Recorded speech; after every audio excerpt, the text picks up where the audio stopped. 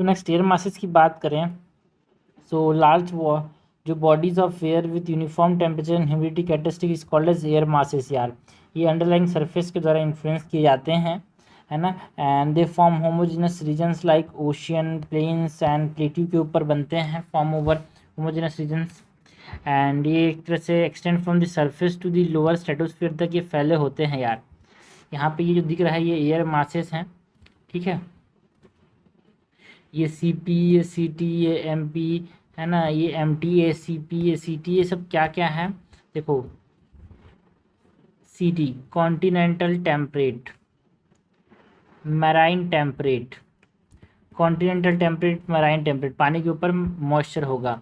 ये marine equatorial, ये भी मैराइन इक्वेटोरियल, ये marine temperate, marine polar, continental Antarctic, continental polar, इस प्रकार का कंडीशन देखने को मिलता है। सो condition for air mass formation की बात करें तो एक एक्सटेंसिव रीजन होना चाहिए जिसका gentle and divergent air circulation हो, high pressure areas with minimal pressure gradients में यहाँ पे एयर मास फॉर्मेशन देखने को मिलता है। Mid latitudes lack source region due to cyclonic disturbance यार। टाइप्स ऑफ सोर्स रीजन की बात करें तो warm tropical and sub tropical oceans, sub tropical hot desert के ऊपर यहाँ पे एयर मासेस बनते हैं। कोल्ड हाई एल्टीट्यूड ओशियंस में यहाँ पे एयर मासेस बनते हैं। Cold snow covered high altitude continents में यहाँ पे एयर मासेस बनते हैं। परमानेंटली आइस कवर्ड रीजन्स में एयर मासेस देखने को मिलते हैं अपने पास। इन्फ्लुएंस ऑन वेदर की बात करें, एयर मासेस कैसे वेदर को इन्फ्लुएंस करते हैं तो एटमॉस्फेरिक मॉइस्चर को डिस्ट्रीब्यूट करते हैं जिसकी वजह से प्रेसिपिटेशन हो सकता है ओवर कॉन्टिनेंट यार। लेटेंट हीट का ट्रांसफर करते हैं, बैलेंस करते हैं जो इन लैटिट्यूडनल हीट डिस्पैरिटीज है उसको।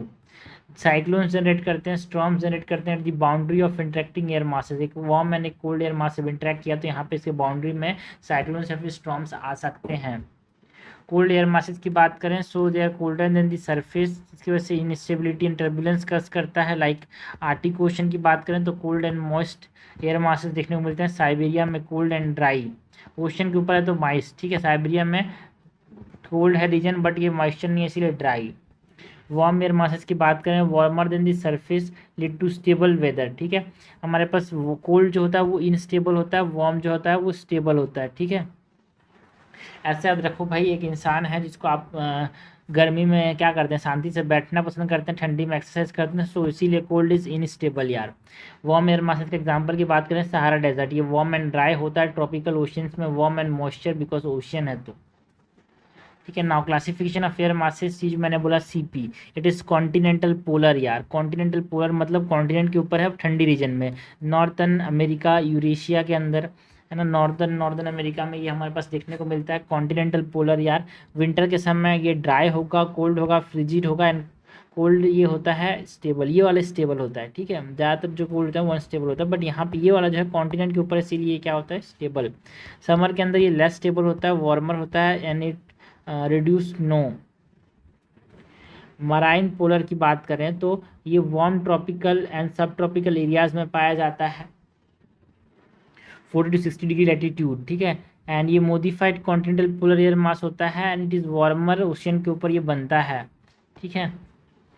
सो विंटर के समय ये कूल होता है, मॉइस्ट होता है। यहाँ पे ये ड्राई था, ये मॉइस्ट होता है। हाई ह्यूमिडिटी होता है, फॉग एंड प्रेसिपिटेशन कस करता है विंटर्स में।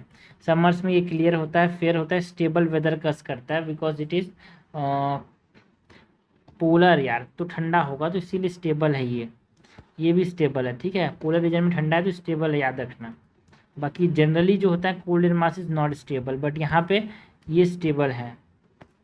कॉन्टिनेंटल ट्रॉपिकल की बात करें तो सब ट्रॉपिकल सहारा में देखने को, सब ट्रॉपिकल डेजर्ट्स में देखने को मिलते हैं। लाइक सहारा, वेस्ट एशिया, ऑस्ट्रेलिया के जो डेजर्ट्स है उसमें कॉन्टिनेंटल ट्रॉपिकल देखने को मिलता है। ये हॉट होता है, ड्राई होता है, स्टेबल होता है, ठीक है। वार्म है तो स्टेबल होगा, बट कोल्ड वाला जो स्टेबल है वो हमारे पास continental marine and continental, continental marine बोलता हूँ, continental polar and maritime polar, ये दोनों जो होते हैं वो क्या होते हैं, कोल्ड होते हैं फिर भी स्टेबल है यार। बाकी जनरली अनस्टेबल होता है, बट यहाँ पे ये स्टेबल है ना। तो वार्म जो है कॉन्टिनेंटल ट्रॉपिकल, ये वार्म होगा सो ये hot, dry, stable and limited to the source region like Sahara desert, West Asia, Australia में ही रहता है। उसके बाद मैरीटाइम ट्रॉपिकल की बात करें जिसको एमटी से रिप्रेजेंट करते हैं। ट्रॉपिकल सब ट्रॉपिकल ओशियंस के ऊपर है, like gulf of Mexico, Pacific, Atlantic, तो ये मैरीटाइम ट्रॉपिकल कहलाएगा। विंटर में ये माइल्ड, ह्यूमिड एंड फॉगी है ना, ओवरकास्ट स्काइज को ढक देता है। समर में ये high temperature, humidity and conventional rainfall cause करता है। मैरीटाइम ट्रॉपिकल यार बादल बनाएगा, बारिश करेगा। कॉन्टिनेंटल आर्टिक जिसको सी बोल रहे हैं, ये वेरी कोल्ड होता है, ड्राई पोलर होता है, आइस कवर्ड रीजन्स में पाया जाता है। परमानेंटली आइस कवर्ड जो कॉन्टिनेंट्स हैं लाइक आर्टिक एंड अंटार्कटिका, वहाँ पे कॉन्टिनेंटल आर्टिक देखने को मिलता है। C means continental Antarctica, C means continental Arctic. So air masses को हम क्लासीफाई करते हैं टू ज्योग्राफिकल क्लासिफिकेशन के बेसिस पे, थर्मोडायनेमिकल क्लासिफिकेशन के बेसिस में, मैकेनिकल के बेसिस में। स्टेबल एंड अनस्टेबल, ज़्यादातर जो कोल्ड होता है वो अनस्टेबल होता है एंड जो वार्म होता है वो स्टेबल होता है। थर्मोडायनेमिकल क्लासिफिकेशन में warm and cold. Geographical classification के अंदर tropical air mass, polar air mass. Tropical में भी ट्रॉपिकल है ना, oceanic tropical air mass, continental polar air mass, ये दोनों ट्रॉपिकल एयर मास है। पोलर एयर मास में सी पोलर एंड कॉन्टिनेंटल पोलर। ठीक है, तो ये हमने बात किया अबाउट व्हाट एयर मासेस की। नेक्स्ट क्लासिफिकेशन ऑफ विंड्स की बात करें तो विंड्स को हम क्लासीफाई करते हैं इनटू 3 टाइप्स यार। एक होता है परमानेंट विंड्स, एक होता है लोकल विंड्स, एक होता है सेकेंडरी विंड्स। ठीक है, सो परमानेंट विंड्स की बात करें, this blow extensively across continent and ocean यार। लाइक हम बात करते हैं अबाउट ट्रेड विंड की, ये जो ट्रेड विंड होते हैं they blow from sub tropical high pressure belt to the equatorial low pressure belt. हमने देखा है भाई इक्वेटोरियल लो प्रेशर बेल्ट है, सब ट्रॉपिकल हाई प्रेशर बेल्ट है। इस प्रकार से यहाँ पे ये बहता है। ठीक है, इस प्रकार से यहाँ पे ये बहता है।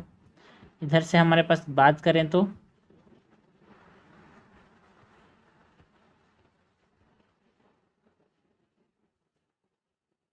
इस प्रकार से ये बहता है यार। ठीक है, trade winds confined between 30 degree north and 30 degree south latitude, this are modified by the Coriolis force. So इसीलिए ये क्या होता है, they bend toward the rightward in the northern hemisphere and toward the left in the southern hemisphere. Modified by the Coriolis force became warm and humid near the equator, जिसकी वजह से rainfall cause करता है। And part over the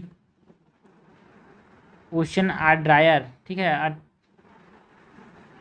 cooler currents. ठीक है, are part over ocean are dryer due to cooler currents. Earth part over the ocean, earth का जो part जो कि ओशन के ऊपर होता है वो कूलर होता है because of the cooler current. Westerlies की बात करें तो दे फ्लू, वेस्टर्लीज क्यों वेस्टर्लीज कहलाएंगे, बिकॉज वेस्ट से ब्लो कर रहे हैं भाई। सो ये इक्वेटर हो गया, ये हमारे पास स्ट्रेट विंड हो गया। इसके बाद ये वेस्ट से इस तरह से ब्लो करते हैं, इसीलिए हम इसको क्या बोलते हैं, वेस्टर्लीज बोलते हैं। इस प्रकार से वेस्ट से ब्लो करते हैं इसीलिए वेस्टर्लीज बोलते हैं। सब ट्रॉपिकल हाई प्रेशर बेल्ट में to sub polar low pressure belt की तरफ ये ब्लो करते हैं। साउथ वेस्ट टू, यहाँ पे ये किस प्रकार से ब्लो कर रहे थे भाई, ये साउथ वेस्ट से नॉर्थ ईस्ट की तरफ ब्लो करते हैं इन दी नॉर्दर्न हेमिस्फेयर। एंड ये होते हैं साउथ वेस्ट से, सॉरी नॉर्थ वेस्ट से साउथ ईस्ट की तरफ इन दी साउदर्न हेमिस्फीयर। एंड स्ट्रॉन्गर होते हैं साउदर्न हेमिस्फीयर में, इसीलिए इनको रोअरिंग 40s, फ्यूरियस 50s या फिर शेयरिंग 60s कहते हैं, बिकॉज वहाँ पे उतने ज़्यादा कॉन्टिनेंट्स नहीं है इसलिए। Irregular in northern hemisphere because यहाँ पे लैंड मॉस की वेरिएबिलिटी है। पोलर स्टेलिस की बात करें तो पोलर स्टेलिस क्यों बोला, बिकॉज इससे फ्लो करते हैं ये। ठीक है, यहाँ पे इससे इस तरह से फ्लो करते हैं, इसीलिए क्या नाम दिया है, पोलर ईस्टर्लीज नाम दिया गया। ड्राई कूल विंड्स जो कि ब्लो करते हैं from polar high pressure areas to sub polar lows. And north east से साउथ वेस्ट की तरफ बहते हैं भाई, है ना। हमारे पास कहाँ पे ये देखो, ये हमारे पास ये हो गया, ये हो गया, यहाँ पर ये नॉर्थ ईस्ट से साउथ वेस्ट की तरफ बह रहे हैं दी northern hemisphere and southern hemisphere में इस प्रकार से साउथ ईस्ट से लेकर नॉर्थ वेस्ट की तरफ बहते हैं। ठीक है, तो ये हमने बात की और परमानेंट विंड्स की। कुछ लोकल विंड्स होते हैं, this are confined to specific areas and season, this are also called as tertiary winds. ठीक है, प्राइमरी, सेकेंडरी एंड टर्शरी। ये जो सेकेंडरी विंड्स हैं दे चेंज डायरेक्शन विद सीजन यार, लाइक मानसून की बात करें। सो लोकल विंड्स बहुत इंपॉर्टेंट है यार। लू इज़ अ वार्म, यहाँ मेन तो ये है कि जो लोकल विंड्स है कौन वार्म है कौन कोल्ड है। ठीक है, ये आपको बहुत बार पूछा आता है। तो लू is a hot dry wind in the northern India and Pakistan, जो कि मई जून में बहता है, जिसकी वजह से सन स्ट्रोक्स देखने को मिलते हैं। सो it is a warm wind. Phone की बात करें तो ये भी एक हॉट ड्राई विंड है जो कि लीवर्ड साइड, लीवर्ड मतलब हमारे पास जहाँ से लीवर मतलब अपोजिट साइड, जहाँ से विंड बढ़ते हैं ये लीवर्ड साइड होता है, जहाँ से विंड बह रहा है वो विंडवर्ड साइड होता है। तो जो यहाँ पे लीवर्ड साइड है एल्प्स का, यहाँ पे मेल्ट करता है स्नो को, ये एग्रीकल्चर को हेल्प करता है यार, ये leeward side of the mountain जो एल्प्स में देखने को मिलता है। Foehn is also warm current. Chinook भी एक वार्म करंट है, it is similar to foehn blow down the Rockies benefit ranching. ठीक है, तो ये भी लीवर्ड साइड में ही बहता है, लेकिन ये जो था फोन जो है वो एल्प्स में बहता है, चिनूक जो है वो रॉकीज जो कि नॉर्दर्न अमेरिका में है वहाँ पे बहता है। ठीक है, ये भी लीवर्ड साइड में, यहाँ पे ये बर्फ़ को पिघलाता है जिसकी वजह से रैंचिंग में हेल्प किया जाता है। मिस्टल, देखो भाई मिस्टल MC से याद रखना है ना, MC से याद रखना। तो MC का मतलब क्या सब पता है, ठीक है, MC से याद रखना MC। So mistral is a cold current यार, cold dry wind from the Alps. ठीक है, तो मिस्टल और फोन ये दोनों जो कहाँ पे बहते हैं भाई, मिस्टल और फोन जो है वो दोनों कहाँ पे बहते हैं, एल्प्स में मतलब। ठीक है, दोनों कहाँ बहते हैं, एल्प्स में बहते हैं, मेडिटेरियन रीजन। ठीक है, so Alps to the Mediterranean, so जिसे ब्लिजार्ड्स लाता है, ये कोल्ड करंट है। Mistral is a cold and foehn is a warm current, warm wind. ठीक है, सिरोको, ये सिरोको भी क्या है, वार्म है। ये हॉट ड्राई विंड्स है जो कि कहाँ से बहता है, फ्रॉम द सहारा, जो कि dust storm and wet storm cause करते हैं यूरोप। याद रखने का तरीका क्या है, SS का जो बैट आता है, सो सिरोको इज़ अ सहारा, और ये ईस्ट में बहता है, यूरोप में बहता है। ठीक है, और ये वार्म है। तो यहाँ पे जो तीन है, लू, ठीक है, फोन, लू, फोन, सिरोको एंड चिनूक। ठीक है, लू, फोन, सिरोको, चिनूक, ये क्या है, वार्म विंड्स हैं। एंड मिस्टल जो है, MC से याद रखना भाई, मिस्टल जो है वो क्या है, कोल्ड है। ठीक है, इसमें ये फोन एंड मिस्टल दोनों कहाँ बहते हैं भाई, दोनों एल्प्स में बहते हैं। ठीक है, तो ये हमने बात किया अबाउट दी लोकल विंड्स की। लास्टली हम बात करते हैं सेकेंडरी विंड्स की, जो चेंज करते हैं डायरेक्शन को विथ सीजन। ठीक है, सेकेंडरी विंड्स के अंदर ये हमने बात किया। ठीक है, सिनोको जो है वो क्या है, ये वार्म करंट है जो कि रॉकीज़ में बहता है। ठीक है, ये मिस्टल जो है वो क्या है, मिस्टल कोल्ड करंट है जो कि एल्प्स में बहता है। ये फोन जो है वो वार्म करंट है जो कि एल्प्स में बहता है। सिरोको जो है वो भी वार्म करंट है जो कि सहारा में बहता है। ठीक है, लू भी वार्म करंट है यार। हरमटांस जो है वो कोल्ड करंट है, हरमटांस इज अ कोल्ड करंट यार, ये भी इंपॉर्टेंट है हरमटांस। सेकेंडरी विंड्स के अंदर हम बात करें मानसून की, सो लार्ज स्केल सीजनल जो विंड रिवर्सल उसको हम मानसून बोलते हैं। समर में हमारे पास साउथ वेस्ट मानसून ब्रिंग करता है। यहाँ पे ये हमारे पास इंडिया होगा तो साउथ वेस्ट मानसून जो होता है वो रेनफॉल लाता है भाई नॉर्थ वर्ड साइड। सन है ना, सन का मूवमेंट जो होता है इसके से लो प्रेशर यहाँ पे इंडियन ओशन के ऊपर, Indian north east north west India के ऊपर बनता है लो प्रेशर, उसकी वजह से यहाँ पे क्या करता है, मॉइस्चर को अट्रैक्ट करता है। फिर विंटर के समय जो north east monsoon it brings, इस प्रकार से रिवर्स होता है, इट ब्रिंग्स लिमिटेड प्रिसिपिटेशन, तो ये भी रिवर्स कर रहा है, तो इसीलिए तो सेकेंडरी विंड बोला, डायरेक्शन को चेंज करता है। लैंड एंड सी बीच जो होते हैं ये भी सेकेंडरी विंड्स होते हैं, हमें डायरेक्शन को चेंज करते हैं। डे के समय क्या होता है, जमीन जल्दी वार्म हो जाता है तो लो प्रेशर बनता है, कोल्ड वाटर होता है यहाँ पे, तो हाई प्रेशर होता है, तो हाई प्रेशर से लो प्रेशर के समय यहाँ पे विंड ब्लो करता है, इसीलिए हम इसको बोलते हैं सी ब्रीज। सी से हवा बहे इसलिए सी ब्रीज, तो ये कोल्ड होता है। ठीक है, डे के समय एंड अपोजिट हो जाता है, नाइट के समय ज़मीन जो होता है वो जल्दी कोल्ड हो जाता है, इसीलिए लो हाई प्रेशर बनता है यहाँ पे।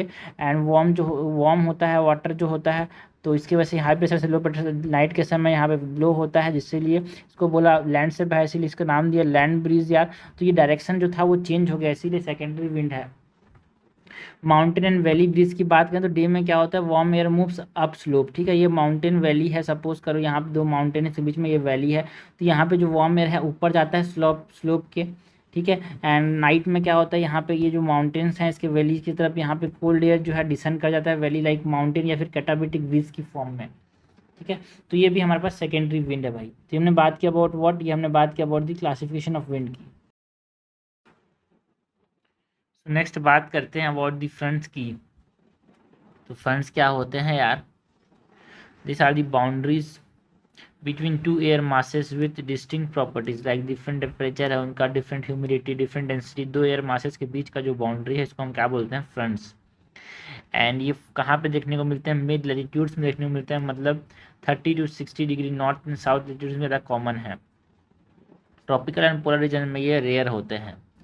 फॉर्मेशन की बात करें तो फ्रंट्स के फॉर्मेशन में क्या बोलेंगे, frontogenesis, formation of front due to the convergence of air masses, ठीक है। नॉर्दर्न हेमिस्फीयर में यहाँ पे जब बनते हैं तो यहाँ पे एंटी क्लॉकवाइज चलता है ये फ्रंटोजेनेसिस जो है, एंड साउदर्न हेमिस्फीयर में क्लॉकवाइज। साइक्लोन्स की बात करना, मैंने बोला चल छत पे सोते हैं, ये हमारा ट्रिक था भाई, चल छत में सोते हैं।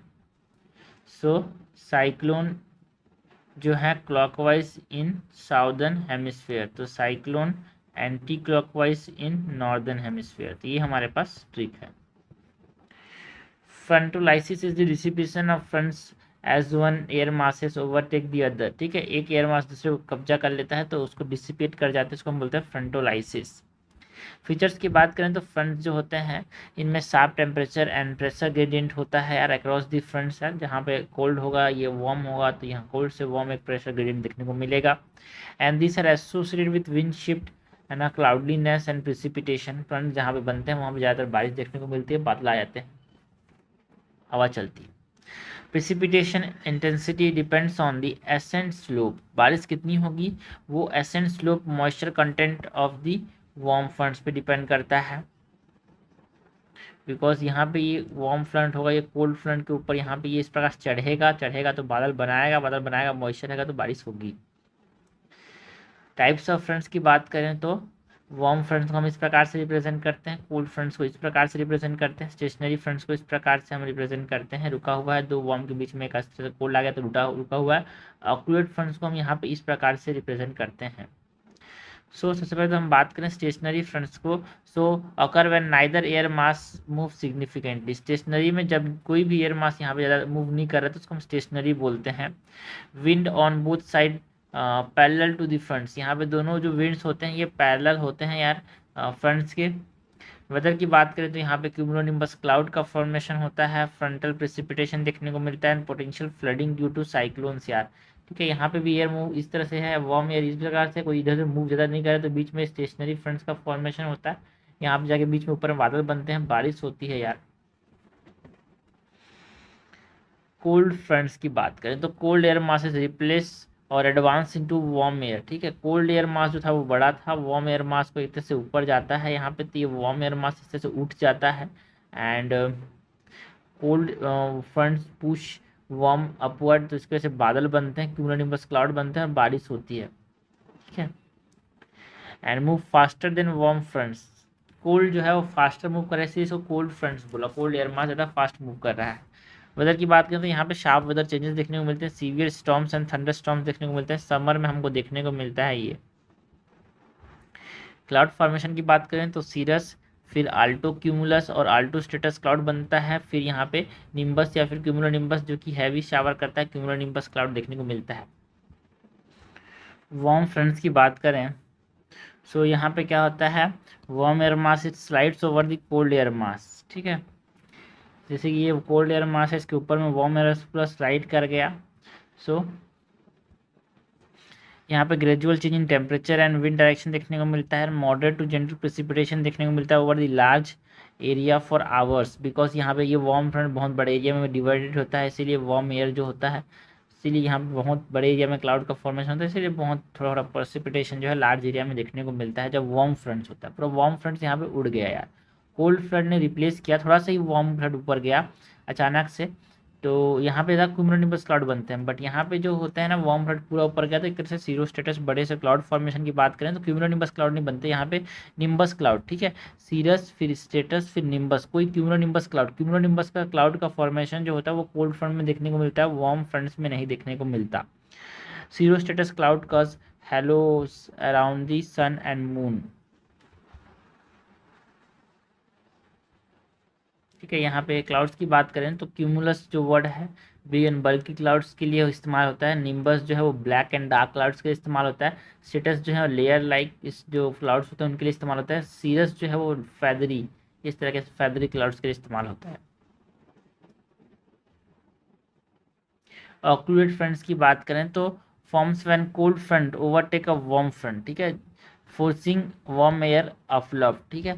एक कोल्ड फ्रंट ने एक तरह से ओवरटेक किया वार्म फ्रंट्स को, जिससे जो वार्म फ्रंट्स है वो ऊपर चला गया, जिसकी वजह से cirro strato cumulus cumulonimbus alto stratus cirro stratus cirrus cloud का फॉर्मेशन हुआ। So combination of weather and cold fronts weather देखने को मिलता है अपने को ऑक्लूडेड फ्रंट के अंदर। स्टेशनरी में रुका हुआ था, ऑक्लूडेड में पर चिपक गया, एक दूसरे से पास पास आ गया यार, दोनों कोल्ड फ्रंट इधर इधर आके बीच में एकदम फंस गया है, वहाँ तक क्लूड हो गया। So warm air trapped between two colder air masses and forced aloft, दोनों के बीच में दब के ऊपर से उड़ जाने की कोशिश करता है। सो फ्रंटल मूवमेंट इस प्रकार से हो रहा है, बट ये ऊपर से इस तरह से उड़ जाता है। So combination of warm and cold front weather, दोनों का कोल्ड और वार्म दोनों का यहाँ पे वेदर देखने को मिलता है। वेस्टर्न यूरोप में कॉमन है यार, it is link to mid latitude cyclones, जहाँ पे भी ऑक्लूडेड फ्रंट देखने को मिलते हैं वहाँ पे मिड लैटिट्यूड साइक्लोन्स देखने को मिलते हैं। क्लाउड फॉर्मेशन की बात करें तो कॉम्बिनेशन ऑफ क्लाउड देखने को मिलते हैं, form cold and warm fronts दोनों के यहाँ पे क्लाउड देखने को मिलते हैं। वार्म फ्रंट्स को इस प्रकार से रिप्रेजेंट करते हैं, कोल्ड को इस प्रकार से, स्टेशनरी को इस प्रकार से, ऑक्लूडेड फ्रंट को इस प्रकार से। आइसोबार्स को इस प्रकार से रिप्रेजेंट किया जाता है, प्रेसिपिटेशन को इस प्रकार से। सो यहाँ पे हम बात करें विंड शेयर की,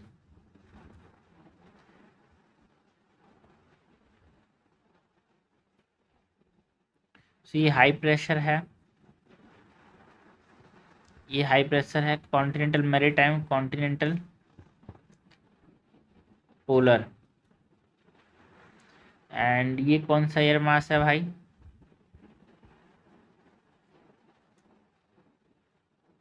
ये हमारे पास कोल्ड स्टेशनरी फ्रंट है,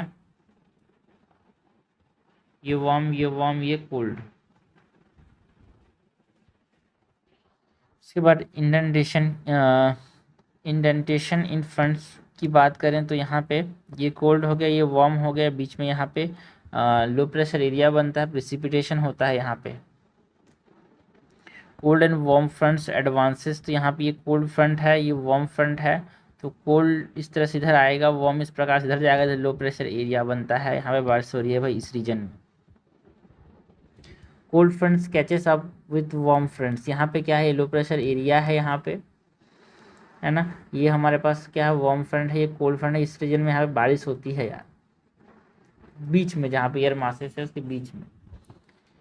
occlusion of the warm front, ये लो प्रेशर था, ये वार्म फ्रंट हो गया, यहाँ पे ये कोल्ड फ्रंट हो गया, तो इस प्रकार से दोनों के बीच में ऑक्लूड हो जाता है।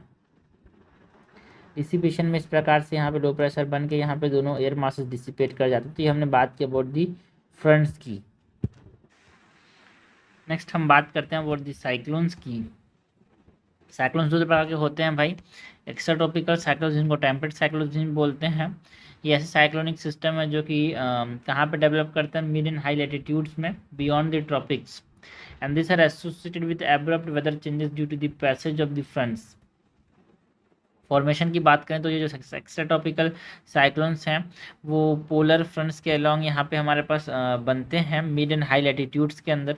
स्ट्रक्चर की बात करें तो इसमें वार्म सेक्टर होता है यार, जो वार्म एयर है it is wedge between forward and rear cold air, ठीक है, यहाँ पे फॉरवर्ड में और इधर रेयर में कोल्ड एयर होगा, है ना, एंड इसके बीच में एक वार्म एयर का यहाँ पे मास देखने को मिलता है। नॉर्थ हेमिस्फीयर डायनेमिक्स की बात करें तो warm air moves northward, cold air moves southward, ठीक है, कोल्ड एयर इधर से आ रहा है, वार्म एयर इधर से जा रहा है, creating an anti cyclonic condition. यार क्या करता है, एंटी साइक्लोनिक कंडीशन क्रिएट करता है। And cyclone form with a warm front end a cold front, ठीक है, warm front end cold front के फॉर्म में यहाँ पे ये देखो, ये कोल्ड फ्रंट था, ये कोल्ड फ्रंट था, ये वार्म फ्रंट है यहाँ पे अराउंड। ये जो एक्स्ट्रा ट्रॉपिकल साइक्लोन्स होते हैं वो बहुत बड़े बड़े होते हैं, 2000 किलोमीटर तक बड़े होते हैं यार, ठीक है। यहाँ पे देखो स्ट्रेटो क्यूमुलस क्लाउड बना, यहाँ पे स्ट्रेटिफॉर्म क्लाउड्स बने, प्रेसिपिटेशन देखने को मिला यहाँ पे, ठीक है। एंड अगर हम यहाँ पे इसके स्ट्रक्चर की बात करें, साइज एंड शेप की बात करें तो एसिमेट्रिकल होते हैं, shape like an inverted we, देखो भाई ये इन्वर्टेड वी के फॉर्म में यहाँ पे बना है, ठीक है। एंड ये स्ट्रेच ओवर 500 to 600 किलोमीटर्स, या ये अप टू 2500 किलोमीटर्स तक फैले हो सकते हैं। पोलर वर्टेक्स की फॉर्म में यहाँ पे नॉर्दर्न अमेरिका में फैले हो सकते हैं। And height ranges from 8 to 100 kilometre, 8 to 11 kilometre, तो बहुत बड़े होते हैं as compare to the tropical cyclones.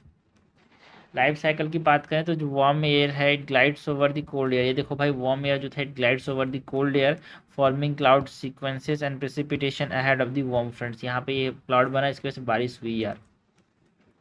Cold fronts overtake the warm fronts, ये कोल्ड फ्रंट्स जो है धीरे ओवरटेक कर रहा था वार्म फ्रंट्स को, जिससे पुशिंग एयर अपवर्ड, ये फॉर्मिंग क्यूमुलस क्लाउड, जिससे क्या बना यहाँ पे भी यहाँ पर बस पुश करता है ऊपर, इसीलिए क्या होता है कोल्ड फ्रंट जो है क्यूमुलस क्लाउड का फॉर्मेशन होता है। Cyclone dissipates upon occlusion when the cold fronts overtake the warm fronts completely. ठीक है, साइक्लोन्स यहाँ पे देखने को मिलता है, मतलब साइक्लोन डिसिपेट कर जाएगा जब कंप्लीटली ओवरटेक कर लेगा कोल्ड फ्रंट वार्म फ्रंट को, ये पूरा इधर से यहाँ तक आ जाएगा, तो ये साइक्लोनिक कंडीशन जो बीच में बन रहा है इस प्रकार से लो प्रेशर एरिया, वो एक तरह से खत्म हो जाएगा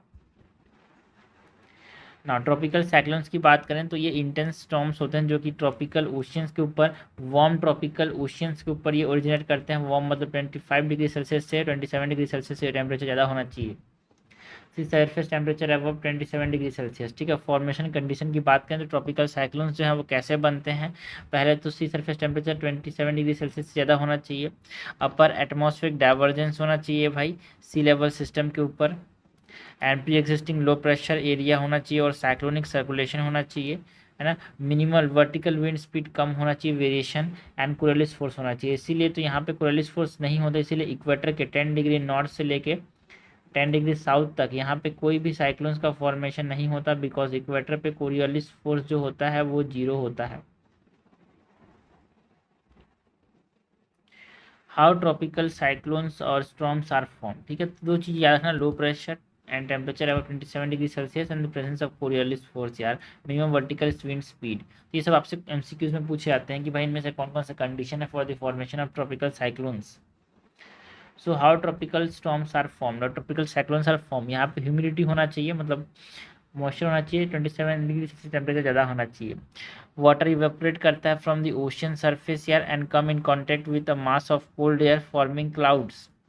ये इवेपोरेट कर रहा था वाटर इस तरह से, जब कोल्ड एयर के फॉर्म कॉन्टैक्ट में आता है तो इस तरह से ये क्या करता है क्लाउड का फॉर्मेशन करता है। A column of low pressure develop at the centre and wind form around the column. ठीक है, लो प्रेशर डेवलप किया यहाँ पे, उसके आसपास यहाँ पे विंड्स देखने को मिलते हैं। As pressure in the central column, जो कि आई कहलाता है यहाँ पे सेंट्रल कॉलम को, ये प्रेशर वीकेंड होता है, लो प्रेशर एरिया होता है बीच में यार। The speed of the wind around, ये जो है बीच में लो प्रेशर होता है इसीलिए स्पीड और बढ़ता जाता है यहाँ पे विंड का।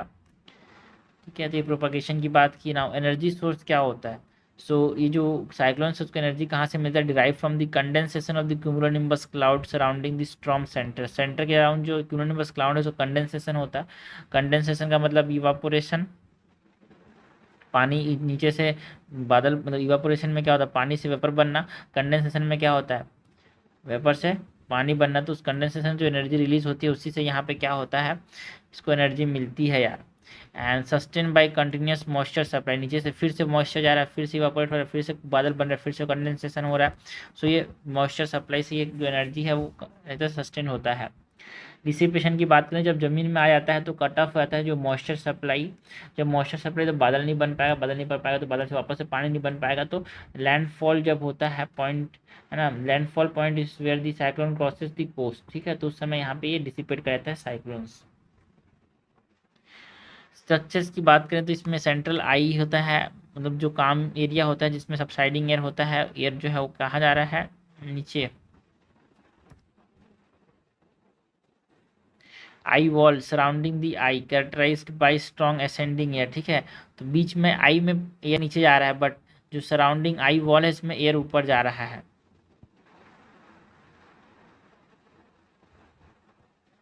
ठीक है, characterized by strong ascending air and maximum wind जो होता है वो up to 50 kilometre per hour तक पहुंच जाता है। एंड टेरेंशियल रेन कस करता है भाई ये। ठीक है, ये देखो ये आई है, यहाँ से आई वॉल से एयर ऊपर जाता है, यहाँ से नीचे आता है इधर ना। एंटी क्लॉकवाइज मूव करता है नॉर्दर्न हेमिस्फीयर में।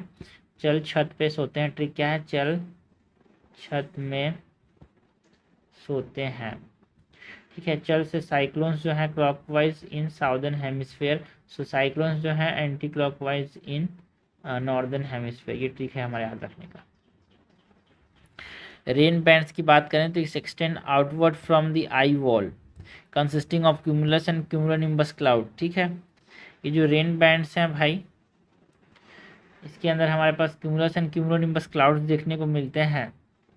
ये सबसाइडिंग एयर कॉलम होता है आई के ऊपर, असेंडिंग वार्म एयर जो कि मॉइस्ट कंटेंट होता है जो कि आई वॉल में हमको देखने को मिलता है। ये लो प्रेशर एरिया है, लार्ज वाटर बॉडी होना चाहिए, इसका टेम्परेचर जो है 27 डिग्री सेल्सियस से ज़्यादा होना चाहिए for the formation of the cyclones. यहाँ पे हमारे पास अलग अलग जगह में अलग अलग नाम दिए जाते हैं भाई। साइक्लोन्स कहा जाता है इंडियन ओशंस में, टाइफून्स कहा जाता है in the western Pacific and south China Sea में, विली विली कहा जाता है इन ऑस्ट्रेलिया, हरिकेन्स कहा जाता है in Atlantic and east Pacific ocean, Atlantic and east Pacific में hurricanes.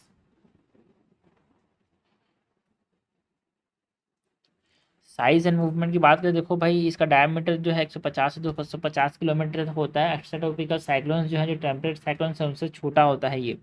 It can be between 600 to 1200 kilometre in regions like bay of Bengal, Arabian sea, Indian ocean में ये form होता है। Typically it move with 300 to 500 kilometre per day यार। Impact की बात करें तो generate storm surge that inundates coastal lowlands. Cyclone जो है 20 डिग्री नॉर्थ लैटिट्यूड को जब क्रॉस करते हैं often recurs and tend to move destructive, क्योंकि इक्वलिस फोर्स बढ़ जाता है ना। हम extra tropical cyclones and tropical cyclones को यहाँ पे कंपेयर करें, ट्रॉपिकल साइक्लोन्स की बात करें तो ये किस रीजन में बनेंगे भाई, ट्रॉपिकल ओशियंस के अंदर, वार्म ट्रॉपिकल ओशियंस में बनते हैं। एक्स्ट्रा ट्रॉपिकल साइक्लोन्स जो है वो मिड एंड हाई लैटिट्यूड्स में बनते हैं, बियॉन्ड द ट्रॉपिक्स। और ये क्यों बनते हैं, बिकॉज ऑफ द फ्रंट्स, जब कोल्ड फ्रंट जो है वो वार्म फ्रंट के पास आता है तो। फॉर्मेशन मैकेनिज्म की बात करें तो develop due to intense heating and moisture over the warm ocean, है ना। एंड जो एक्स्ट्राट्रॉपिकल साइक्लोन्स होते हैं they form over the polar fronts due to interaction of warm and cold air masses. Energy source की बात करें तो जो लेटेंट हीट ऑफ कंडेंसेशन है, जो बादल जो मॉइस्चर गिरा रहे हैं उसके बाद जो एनर्जी रिलीज हो रहा है उससे यहाँ पे एनर्जी मिलता है साइक्लोन्स को। एंड जो एक्स्ट्राट्रॉपिकल साइक्लोन्स है उसको एनर्जी कहाँ से मिलता है, जो हॉरिजॉन्टल टेम्परेचर कॉन्ट्रास्ट है उससे, मतलब एक कोल्ड फ्रंट एक वार्म फ्रंट के बीच में जो हॉरिजॉन्टल टेम्परेचर कॉन्ट्रास्ट है उससे मिलता है इसको एनर्जी। स्ट्रक्चर की बात करें तो ये सिमेट्रिकल होता है, कोई फ्रंटल सिस्टम नहीं होता। So cyclones are symmetrical but extratropical, tropical cyclones are symmetrical but extratropical cyclones are asymmetrical with distinct warm and cold fronts. Wind velocity की बात करें तो हायर विंड स्पीड हमको देखने को मिलता है साइक्लोन्स में 250 किलोमीटर पर आवर से ज़्यादा, एंड लोअर विंड स्पीड देखने को मिलता है हमारे पास एक्स्ट्रा ट्रॉपिकल साइक्लोन्स में, है ना। एंड इनका एरिया बड़ा होता है, ठीक है, स्मॉलर एरिया होता है, स्पीड ज़्यादा होता है। यहाँ पे हमारे पास ट्रॉपिकल साइक्लोन्स का लार्जर एरिया होता है बट स्पीड कम होता है एक्स्ट्रा ट्रॉपिकल साइक्लोन्स का।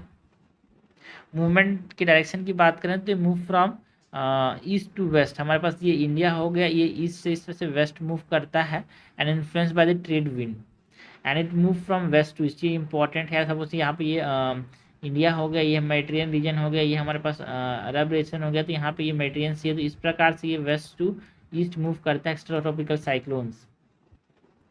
इम्पैक्ट रीजन की बात करें तो primarily effect coastal areas and dissipate over landfall, जो जमीन पर आता है तो लैंडफॉल मॉइस्चर सप्लाई कट हो जाता है, इसीलिए डिसिपेट कर जाता है, तो जनरली कोस्टल एरियाज को अफेक्ट करता है साइक्लोन्स। बट एक्स्ट्राट्रॉपिकल साइक्लोन्स जो हैं they affect both land and sea with a broader impact area, ठीक है।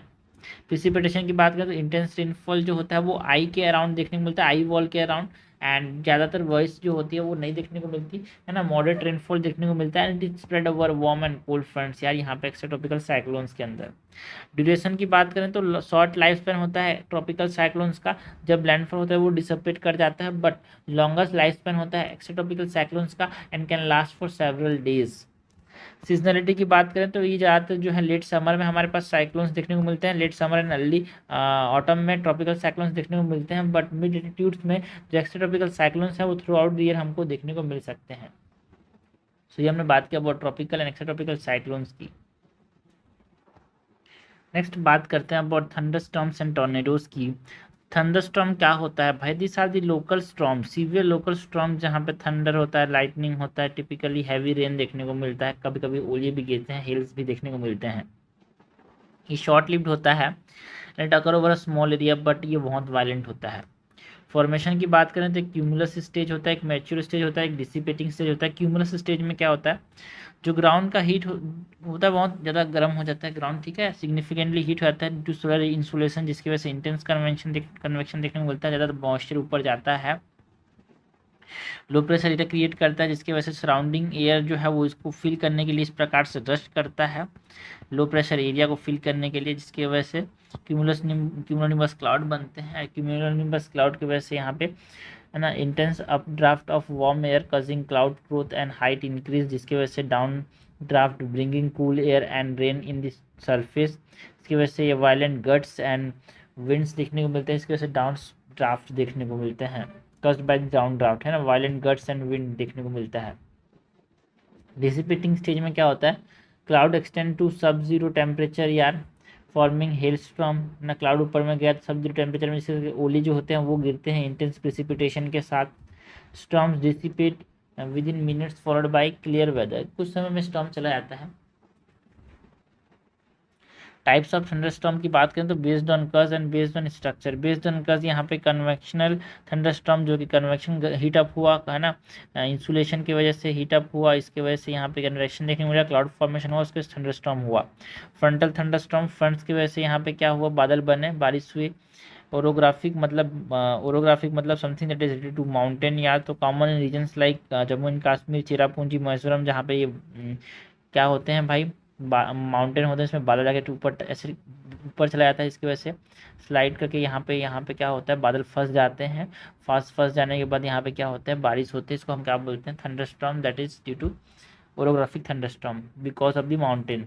स्ट्रक्चर के बेसिस में सिंगल सेल थंडरस्टॉर्म जो कि मैंगो शावर के फॉर्म में हमको देखने को मिलता है इन केरला यार, multi cell thunderstorm and super cell thunderstorm, ये तीन तरह के होते हैं स्ट्रक्चर के बेसिस में। नेक्स्ट हम बात करें टॉर्नेडोज की और ट्विस्टर्स की।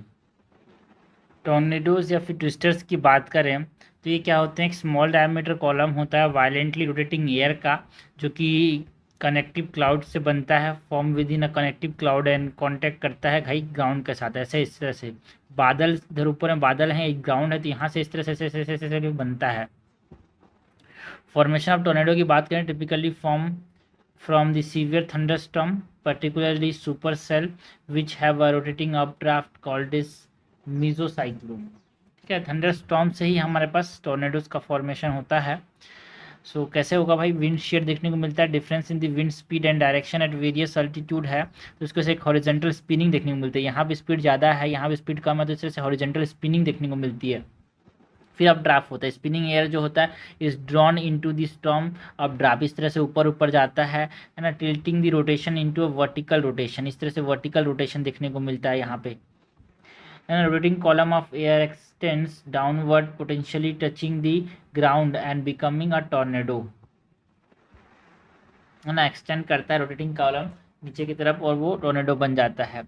वाटर स्पॉट्स की बात करें तो ये फनल शेप कॉलम जो होते हैं, है ना, वर्टेक्स के जो कि बॉडी वाटर बॉडी में देखने को मिलते हैं। देखो टॉर्नेडो जमीन में देखने को मिले भाई, ये पानी से इस तरह से फव्वारे तब ऊपर जाते हैं, टॉर्नेडो जैसा स्ट्रक्चर होता है ये, बट ये पानी में होता है, typically connected with the cumulonimbus cloud, है ना। ये पोलर रीजन में रेयर होता है, latitude higher than 50 north and south में रेयर होता है, most prone is temperate and tropical region में ज़्यादा कॉमन होता है this water spots United State experience most violent tornadoes यार, ठीक है। Indian subcontinent, Bangladesh is the most tornado prone countries Indian subcontinent की बात करें तो। ये हमने बात की about the tornadoes, thunderstorm and tornadoes की।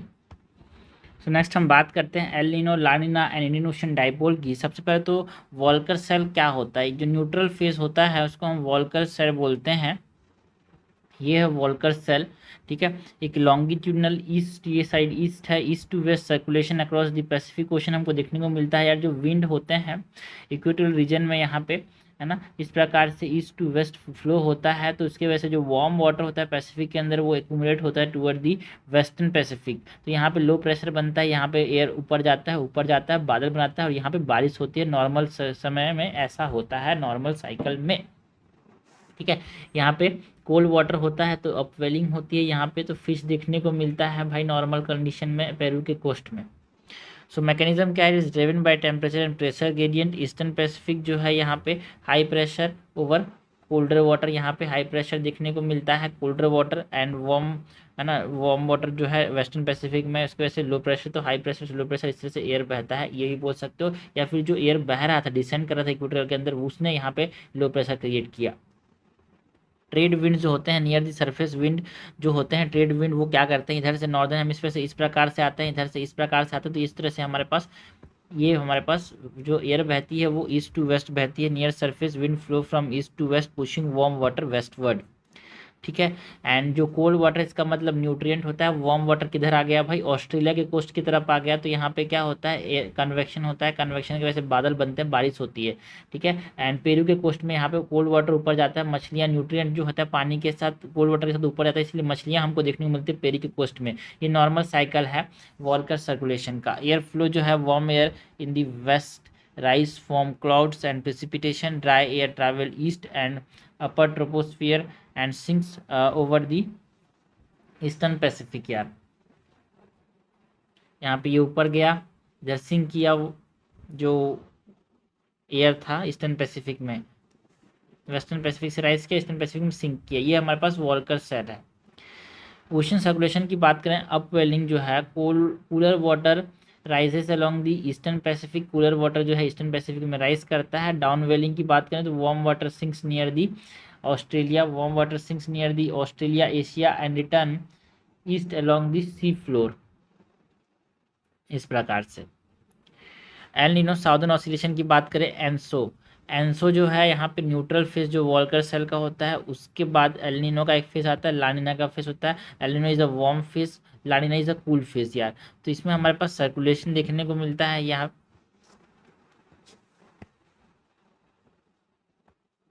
Okay. So El Nino is the warm phase, warm phase में क्या हुआ, ये जो ट्रेड विंड से कमजोर हो गए, जो वार्म वाटर को इधर आना चाहिए था वो कहाँ पे आया, सेंट्रल पैसिफिक में आ गया। सेंट्रल पैसिफिक में बादल बनते हैं यार, सेंट्रल पैसिफिक में बारिश होती है ना, और ऑस्ट्रेलिया में यहाँ पे बारिश नहीं होती। सो वीकनिंग और cessation of the trade wind due to weak Hadley cell, Hadley cell जो था वो वीक हो गया। तो warm water from the western Pacific flow eastward, ये थोड़ा ईस्टवर्ड चला गया। सो उसकी वजह से upwelling of cool water in the eastern Pacific slow और स्टॉप। सो इसकी वजह से फिश कैच जो है near the South American coast, Peru के कोस्ट में, वो कम हो जाता है एल नीनो के समय। तो बारिश नहीं होती, तो ड्रॉट्स देखने को मिलते हैं हमारे पास ऑस्ट्रेलिया में। एंड यही जो कंडीशन ऑस्ट्रेलिया का होता है वही इंडिया के अंदर भी, यहाँ पे देखो भाई बारिश यहाँ पे इंडिया में भी नहीं हो रही है, ईस्टर्न अफ्रीकन नेशंस में हो रही है। So it is also known as Christ child in South America, ठीक है। यहाँ पे इसको साउथ अमेरिका में क्रिस चाइल्ड भी बोलते हैं एल नीनो को। वेदर इम्पैक्ट की बात करें तो drought in Australia, Indonesia and India, and heavy rainfall देखने को मिलता है, मतलब रिकॉर्ड और पार्ट्स ऑफ यूएस के अंदर। लानिना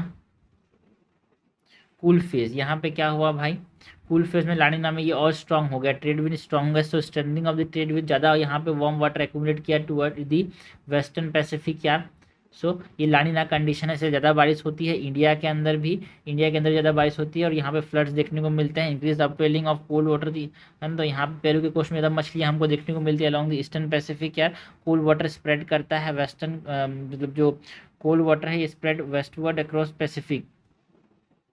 इम्पैक्ट ऑफ मतलब इम्पैक्ट ऑफ इंडियन मानसून की बात करें तो लानिना की वजह से वीकेंड हो जाता है मानसून। यार प्रोमिनेंट ड्रॉट देखने को मिलता है, लाइक 2002 2009 में यहाँ पे एल नीनो ईयर के साथ कोरिलेट करते हैं, इसीलिए सूखा देखने को मिला था एल नीनो के साथ। एक्सेप्शन क्या है, स्ट्रॉन्ग एल नीनो 1997 98 में था, बट उससे ड्रॉट नहीं हुआ because of the Indian Ocean dipole influence, because positive Indian Ocean dipole की वजह से भी यहाँ पे रेनफॉल बढ़ जाता है। जब positive Indian Ocean dipole plus El Nino देखने को मिलता है तो ये दोनों एक दूसरे को कैंसिल आउट कर देते हैं, तो उतना इफेक्ट देखने को नहीं मिलता एल नीनो का। एग्रीकल्चर के ऊपर रिड्यूस क्रॉप यील्ड, यार सूखा पड़ेगा तो राइस शुगर कैन जो है जिसको पानी ज़्यादा चाहिए वो कम उत्पादन होता है इनका, leading to inflation and lower GDP. Southern oscillation index की बात करें so difference in the pressure between Tahiti and जो पोर्ट डार्विन है ऑस्ट्रेलिया के, दोनों के बीच में जो प्रेशर डिफरेंस है वो कम देखने को मिलता है।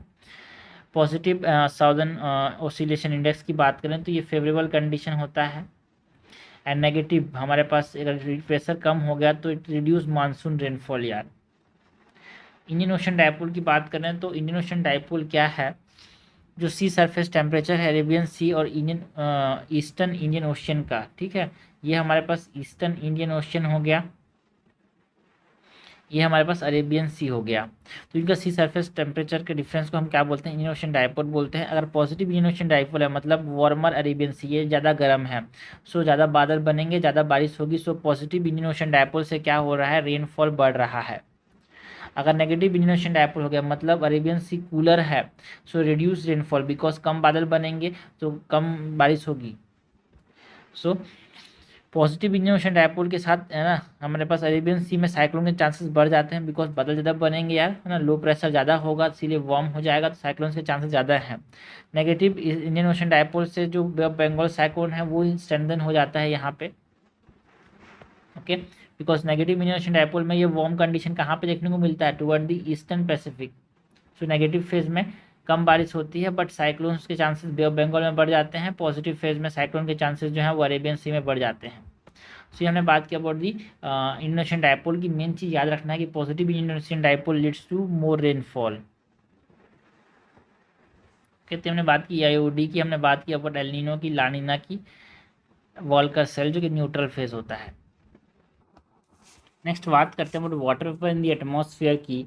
तो वाटर वेपर का जो कंटेंट है इट इज़ 0 to 4% हमारे पास वॉल्यूम पे ये लाई करता है भाई, इस रेंज पे होता है भाई एटमॉस्फेयर में, एवरेज इज 2%। हाइग्रोमीटर से इसको मेजर करते हैं वाटर वेपर को। सिग्निफिकेंस ऑफ एटमॉस्फेरिक मॉइस्चर क्या है, ये एब्जॉर्ब करता है इनकमिंग एंड टेरेस्ट्रियल रेडिएशन को जिससे अर्थ की हीट वेव को इन्फ्लुएंस करता है। ऑल्सो लेटेंट एनर्जी को स्टोर करता है ये जो वाटर वेपर है, that is essential for this storms and cyclones, affects human cooling rates and sensible temperature यार। ह्यूमिडिटी की बात करें तो water vapour present in the atmosphere air is called as humidity. Humidity दो तरह का होता है, एब्सोल्यूट ह्यूमिडिटी और एक होता है रिलेटिव ह्यूमिडिटी। एब्सोल्यूट ह्यूमिडिटी की बात करें, this is the actual water vapour in the atmosphere. इसको ग्राम पर क्यूबिक मीटर में मेजर करते हैं, ये वेरी करता है with temperature and location. Relative humidity is the ratio of actual water vapour to the air full capacity at the given temperature. मतलब absolute humidity upon saturation humidity into 100 is what we called as relative humidity. जितना अभी वो रखा है और जितना वो रख सकता है। Saturated air is equal to 100% hold, है ना, no additional moisture. Specific humidity is the weight of the water vapour per unit weight of air, that is gram per kilogram में इसको नापा जाता है। एंड ये कांस्टेंट होता है, ये unaffected by temperature and pressure change. याद रखना भाई, specific humidity is unaffected by temperature and pressure change. And जो एब्सोल्यूट ह्यूमिडिटी है वो relative pressure temperature and location के साथ चेंज होता है, स्पेसिफिक ह्यूमिडिटी चेंज नहीं होता।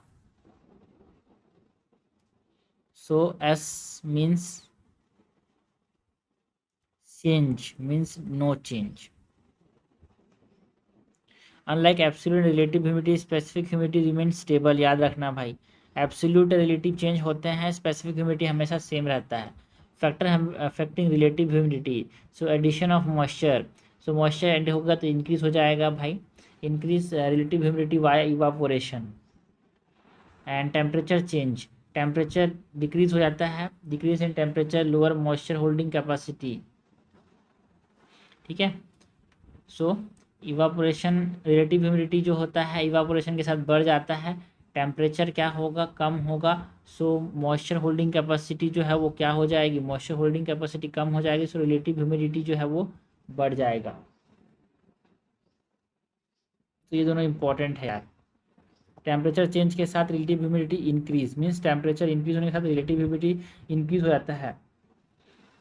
सो टेम्परेचर डिक्रीज, सपोज करो डिक्रीज टेम्परेचर हो गया, टेम्परेचर डिक्रीज हो गया तो जो वाटर होल्डिंग कैपेसिटी है होल्डिंग कम हो जाएगी, तो रिलेटिव ह्यूमिडिटी जो होगा परसेंटेज ऑफ वाटर वो बढ़ जाएगा।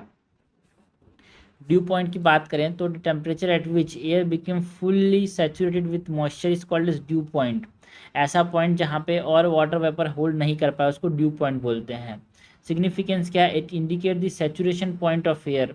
Due point occur when relative humidity reach 100%। जब रिलेटिव ह्यूमिडिटी मतलब पूरा ऑक्यूपाई हो गया, 100 लोग रख पाता है, 100 लोग रख लिया है, तो इसके बाद ड्यू पॉइंट आता है।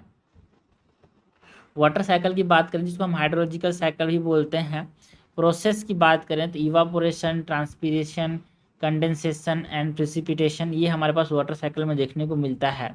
मॉइस्चर सोर्स की बात करें, डिराइव फ्रॉम वाटर बॉडीज, है ना, ये जो वाटर साइकिल है,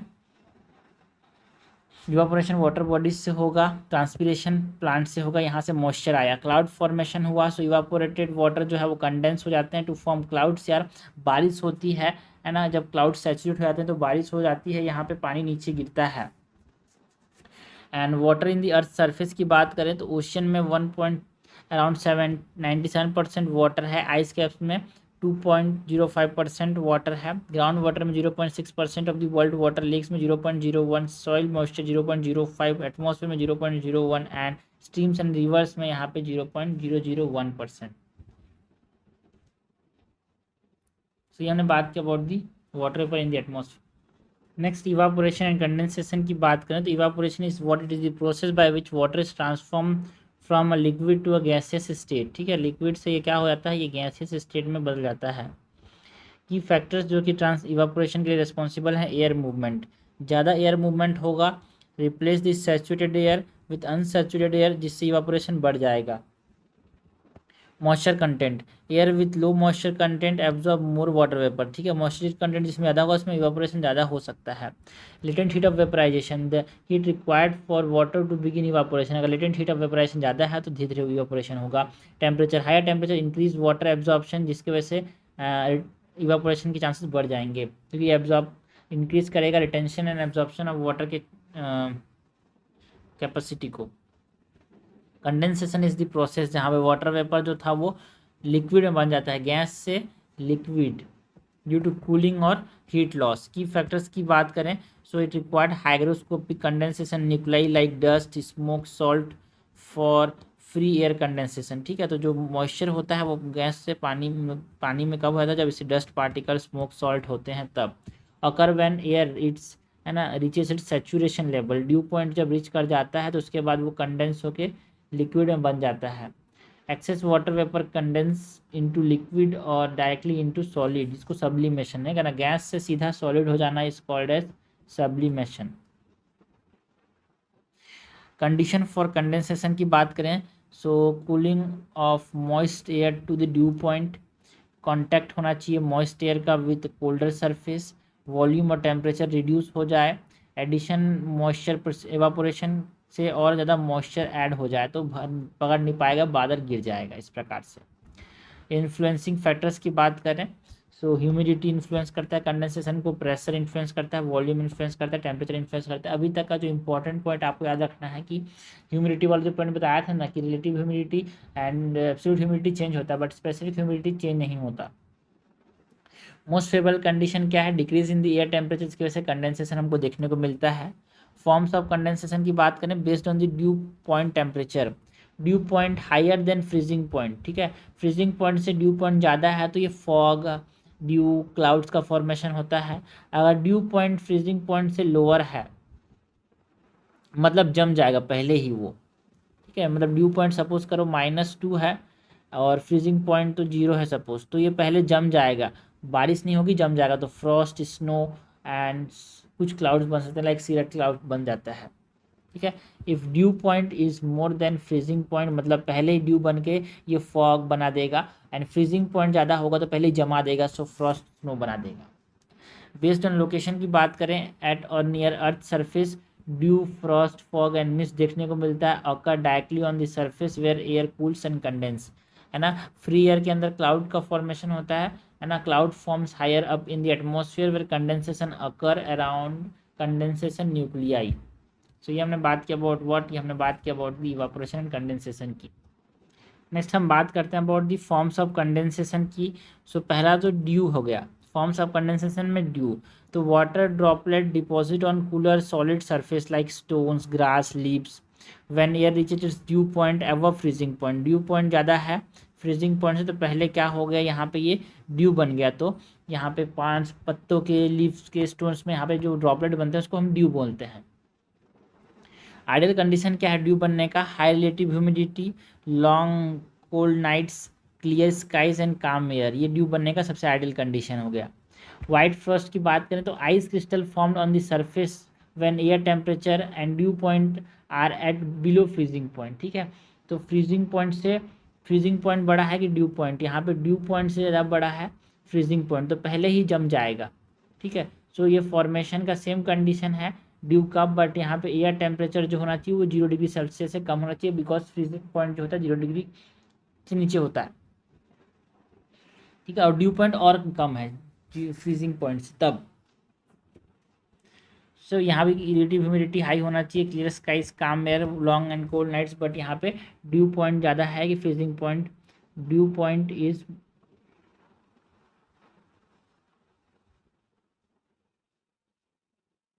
मोर देन, और ड्यू पॉइंट इज बोल सकते हैं less than freezing point. Freezing point -2, dew point -4 है, तो पहले ही जम जाएगा। नेक्स्ट हम बात करें फॉग की, तो फॉग क्या होता है यार, a cloud when it base near the ground. ठीक है, बादल ही है बट वो ज़मीन के पास आ जाता है, उसको फॉग बोलते हैं। And form by condensation of water vapour on fine dust particle. Characteristic की बात करें तो फॉग इट रिड्यूस विजिबिलिटी यार, है ना, ज़्यादा दूर तक दिखता नहीं है हमको, किलोमीटर से ज़्यादा दिखता नहीं है।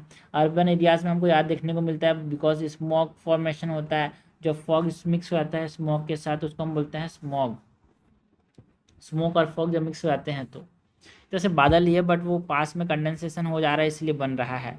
टाइप्स ऑफ फॉग की बात करें तो radiation fog caused by ground cooling through radiation, common in winter, usually thin and short lived होता है। Advection fog it is generally fog is type of cloud only यार, form when warm air moves over the cold surface.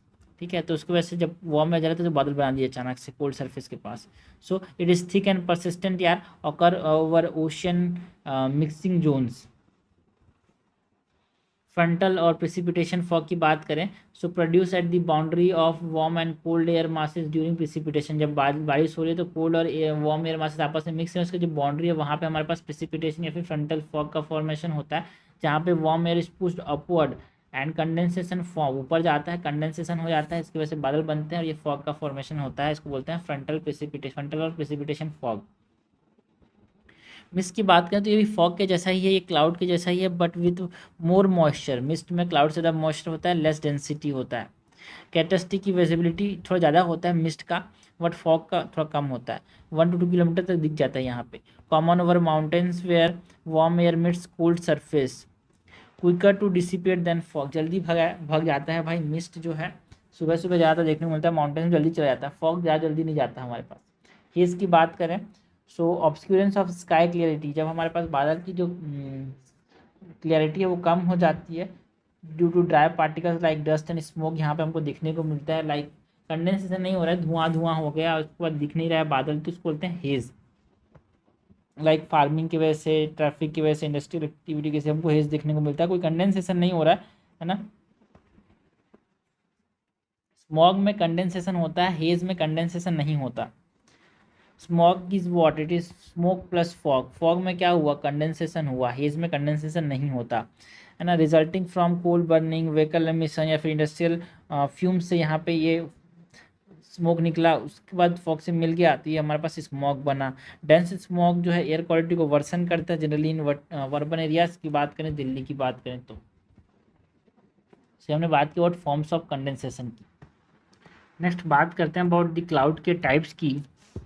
So water clouds are this are masses of minute water droplet और ice crystals जो कि condensation की वजह से बनते हैं अच्छी ऊंचाई पे। So classified based on the height, expanse, density, transparency into 4 main types. इसको हम क्लासीफाई करते हैं क्लाउड्स को। सीरस क्लाउड हाई एल्टीट्यूड में देखने को मिलते हैं, ये थिन होते हैं, फेदरी लाइक है ना, ऑलवेज वाइट होते हैं, इस तरह से थिन होते हैं, ये 8 से 12 किलोमीटर ऊंचाई पे देखने को मिलते हैं सीरस। ठीक है, strata means layer, so this are layer clouds covering large sky portions यार, this are form due to heat loss और mixing of air masses with different temperature. तो ये नाम से समझ आ रही है स्टेटस होते हैं, ज़्यादातर स्काई को कवर करता है stratus cloud. Cumulus, so cumulus means cotton wool like appearance. ठीक है, इस तरह से कॉटन वूल लाइक अपीयरेंस होता है, ये 4 से 7 किलोमीटर ऊंचाई पे बनते हैं and this are patches with flat base, इनका बेस क्या होता है, फ्लैट होता है। सीरस तो पंख जैसा होता है यार। स्ट्रेटस जो है एक लेयर के फॉर्म में यहाँ पे कवर करता है। क्यूमुलस जो है रुई के जैसा होता है। निम्बस ये डार्क जो काले घने बादल हमको देखने को मिलते हैं। So black and dark grey dense and OPEC जो क्लाउड्स होते हैं जो कि मिडिल और नियर दी सरफेस बनते हैं, जो कि टच कर लेते हैं कभी कभी ग्राउंड को। एक तरह से यहाँ पे ये बहुत खतरनाक बारिश करते हैं। So shapeless masses and thick vapours जो ज़्यादा बारिश करते हैं। और combination of this 4 types can be give rise to high clouds की बात करें तो सीरस एंड सीरो स्टेटस या फिर सीरो क्यूमुलस क्लाउड्स हमको देखने को मिलते हैं। Cirro stratus, cirro means something like feather, stratus means layer wise. Cirro cumulus, cirro means something that is related to feathery structure यार, बट ये क्यूमुलस कॉटन जैसे यहाँ पे हल्के हल्के बादल हैं। सीरस मीन्स एक तरह से फंकलेस। मिडिल क्लाउड्स में Alto status and Alto cumulus. Alto means middle clouds, status means layered like, Alto means middle but यहाँ पे ये कॉटन वुल लाइक। लो क्लाउड्स में स्टेटो मीन्स लेयर्ड लाइक, लेकिन ये स्टेटो क्यूमुलस मीन्स ये थोड़े काले होते हैं, थोड़े घने होते हैं। निम्बो स्टेटस, निम्बो मीन्स काले घने बादल, ठीक है। निम्बो काले घने बादल जो कि लेयर्ड स्ट्रक्चर देखने को मिलते हैं। वर्टिकल डेवलपमेंट ऑफ क्लाउड्स की बात करें, क्यूमुलस एंड क्यूमुलोनिम्बस का क्लाउड जो होता है वर्टिकल डेवलपमेंट होता है। This are the rain makers cloud, ठीक है। Nimbo stratus and cumulonimbus and cumulus are the rain bearing clouds यार, है ना। क्लाउड जो है ना बारिश लाते हैं, रेन मेकर क्लाउड्स कहते हैं इनको। सो ये हमने बात की अबाउट दी क्लाउड्स के टाइप की। नेक्स्ट हमने बादल की बात की, नेक्स्ट हम बात करते हैं बारिश की, प्रेसिपिटेशन टाइप्स की बात करते हैं। So continuous condensation of free air leads to growth of condensed particle यार, है ना। कंडेंसेशन हो रहा है यहाँ पे, जो फ्री एयर है वहाँ पे। So fall to the earth when gravity overcome air resistance, ठीक है। जो कंडेंस पार्टिकल हैं, बादल हैं, जो जब वो बहुत भारी हो जाते हैं तो वो नीचे गिर जाते हैं जब ग्रेविटी ओवरकम कर जाता है एयर रेजिस्टेंस को।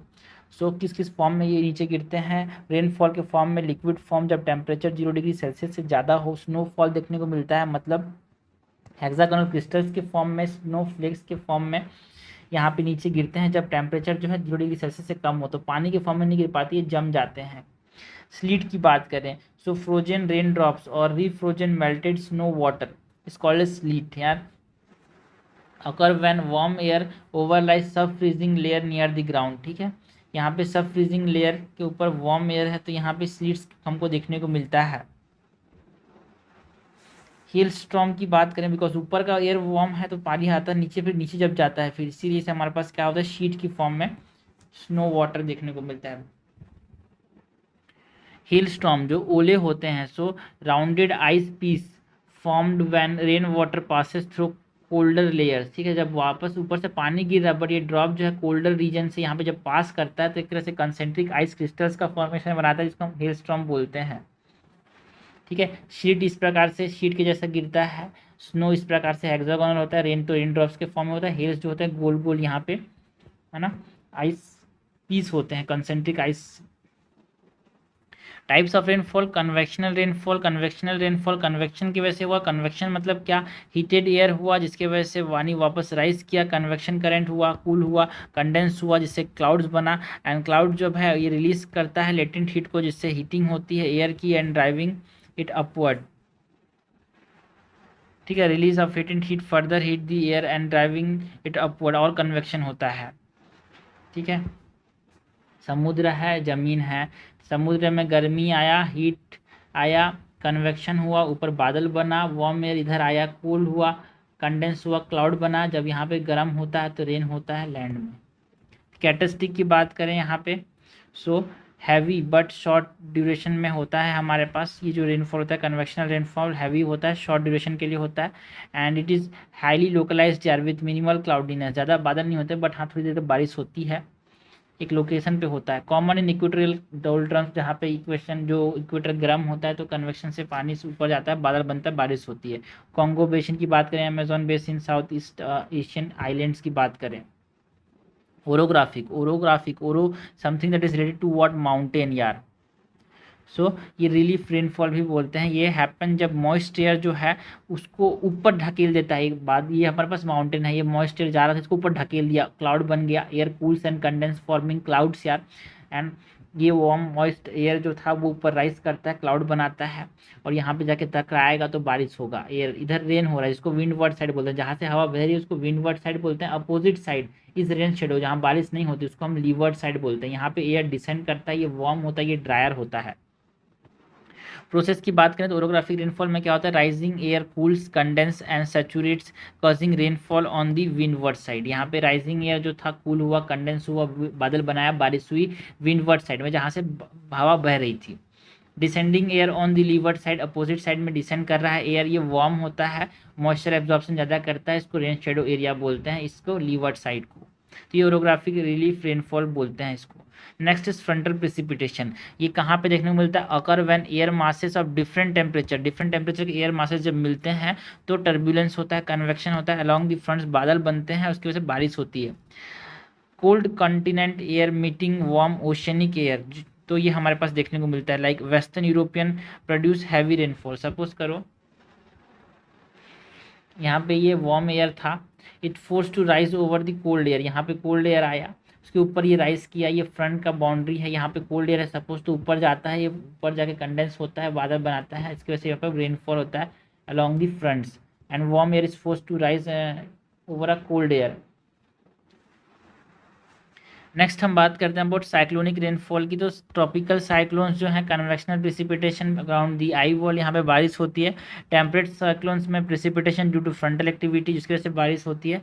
मानसूनल रेनफॉल की बात करें, discussed by the seasonal reversal of wind या साउथ वेस्ट मानसून की बात करें, एक्सटेंसिव रेनफॉल लाता है east south east and south Asia में। सो ये हमने बात की अबाउट दी प्रिसिपिटेशन टाइप की।